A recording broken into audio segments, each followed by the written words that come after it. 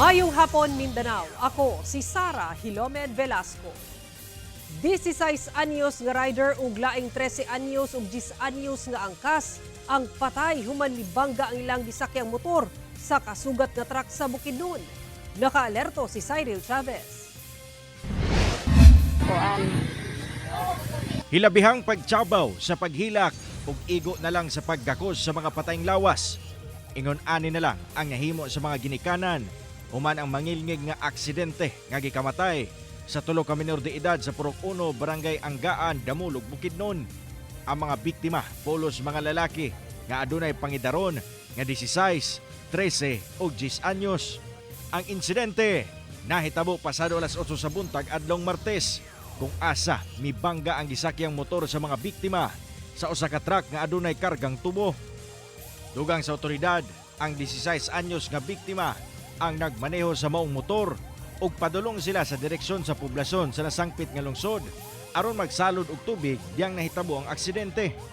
Samtang ang truck padulong sa direksyon sa sentrong bahin sa Barangay Anggaan. Sa kusog sa impact ang maong motorsiklo uban sa tulo ka minor de edad nabangga kini sila ngadto sa atras nga ligid sa wala nga bahin sa maong truck. Diin ang mga biktima nabangil kini sila sa ligid. Rason nga nalataya ng mga biktima ug napuruhan sa hitabo. Miresponde ang MDR Remo Damulog sa netabuan o gidala pa sa ospital ang mga biktima apan silang tulo patay na. Ang driver sa truck temporaryong nakustodiya sa Damulog PNP apan gibuhian ra human nagkasinabot ang duha ka partido. Wala pa'y pahayag ang driver sa truck sa nahitabo apan daan na siya miingon sa PNP nga daw nakurat ang mga biktima nga makasugat nila ang iyang truck rason nga nagbangga sila.